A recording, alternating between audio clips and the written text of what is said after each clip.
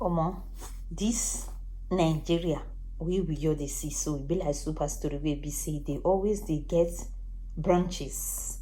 Different things go just dey happen. You come dey wonder, I be say this one go like this. No. Guys, una come hear the news story where they come dey knack us the register wey be say Buhari use, where they take calculate how they take use money for Nigeria. Not be say they use them for Nigerians, where they take use them for themselves, where we take compensate them. However, say now make they dump am. I bet me no come like say me come dey fabricalize all these things. One are the listing for themselves. If they can't dump am, automatically all the atrocity where they don't do terminated. One are the look. And that is why I've raised the question that yes, concerns may be raised about implementation because there was no transparency, particularly when that register was used for cash transfer under COVID-19 implementation of reliefs for people. So, and that's why Nigerians, when they hear social register, they are skeptical because we saw politicians taking our palliatives and hiding in warehouses, which resulted in protests. We saw cash being given out to some people, and Nigerians will look at them and say, is this one a poor person? Is this a poor household? So part of the challenge we have is this, lack of coordination, lack of transparency and accountability.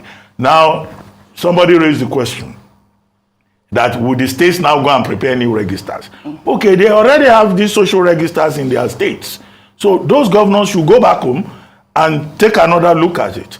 And then I hope that this is not an opportunity by state governors to lay their hands on the palliatives, on the cash transfer, and use it for some other purposes. I saw so many comments like that. That is the rhetoric online, Dr. Bati. Now they take it from the federal government. They say they want to take ownership of it. They are now just acting like they didn't know what happened in the past. So these are the questions to be raised. Yes. When you talk about integrity tests and you say the states are in a better position to manage the cash transfer. These same states that sit on local government funds. Yes. Dr. Bati, they are saying it lacks integrity. Rufai, I did see one of your tweets where you mentioned that I had put up a question. Who are these people on this register? And nobody responded to you, right?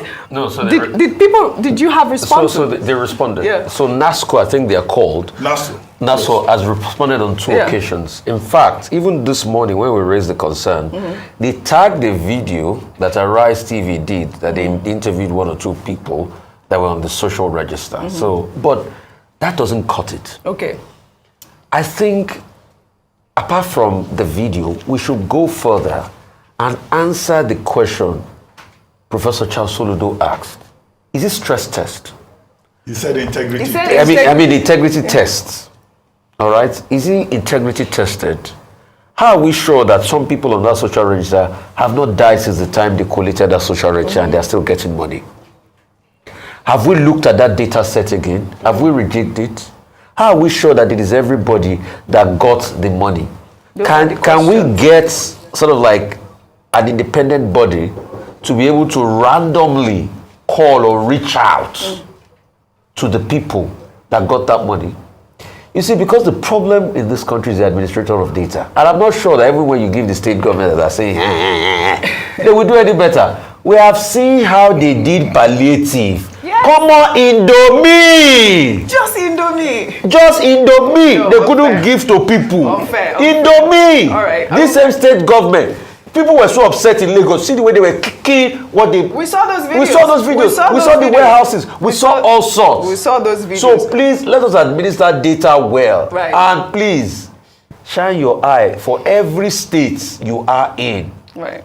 Start holding the state governors, so they must deliver. And state governors, like they say, it's not one governor that's going to pack over 2,000 special advisor. We're going to put on special advisor people in social register. All right, I know. But we need to be able to have that empirical data. And some suggestion. Number one, wait, it should before be turned you do around your suggestions, okay, I would like for us to even just go through those recommendations by NEC, because additionally, the National Economic Council endorsed the proposed mass deployment of compressed natural gas vehicles to all states for public transportation. You know, I've been talking about this, Rufai, because this is encouraging. In Egypt alone, the Ministry of Petroleum announced the conversion of about 17,000 vehicles from gasoline to biofuel from July July to October. It's amazing. Our correspondent, Georgina Ndukwe Zaiga, did a great report on a transporter who has converted his vehicle from a petrol vehicle to a compressed natural vehicle. And, I believe they said it costs, the cost is about, 400 to about 450,000 naira. Now, with the pump price of fuel now over 600 naira per litre, converting your vehicles to using compressed natural gas is more pocket-friendly alternative. The storage equipment, that's the tank. Number one is bulletproof. It is also explosive-proof. The CNG cylinder is stored in the trunk or the boot of the car, while other connections, including the point to fill the gas, is located close to the car engine. So what is the cost difference between CNG and petrol-powered vehicles? So for the 65 CL, now it can take up to 150 kilometers, right? So of distance traveled or distance covered. So and if you have to use petrol, so that 65 CL, if you are buying, is about 3,450 because the price for the gas is 230 naira per cubic meter. So that is its own measurement. So if you are filling up that 65 liter, which is a 15 cubic meter, it's going to cost you a total of 3,450. I thought this was so important. We're a gas-producing nation. This is the way to go, really. I thought this was important because, in the Federal Capital Territory, Commissioner of Police Haruna Garba on Thursday decried the cost of fueling patrol vehicles in the nation's capital. He was stating that it has become a big challenge. The commissioner also listed other challenges of the command, which includes inadequate manpower, especially drivers, and inadequate patrol vehicles to safeguard the territory. If our police, we don't have enough fuel for our police patrol vehicles. This is a serious situation. Kudos to NEC for recommending CNG vehicles. I think that this is the way to go really quickly.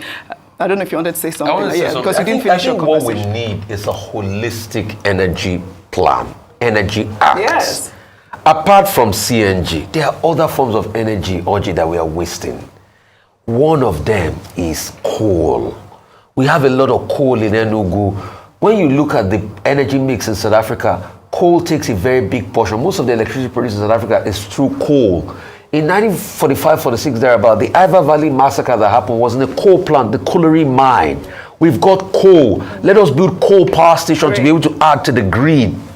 We also have a capacity for geothermal. So what we should do is let us look at an energy mix. They just found lithium in Nasarawa State. Why can't we, use that to be able to jumpstart our industry? Call these guys in. Yeah. We even have long-term goals. I'm just saying no for the coal is coal is I'm short. talking about lithium that you just mentioned. No, coal is Oji. Coal, gas is short-term, as short-term can get. Okay. Put quick investment in there.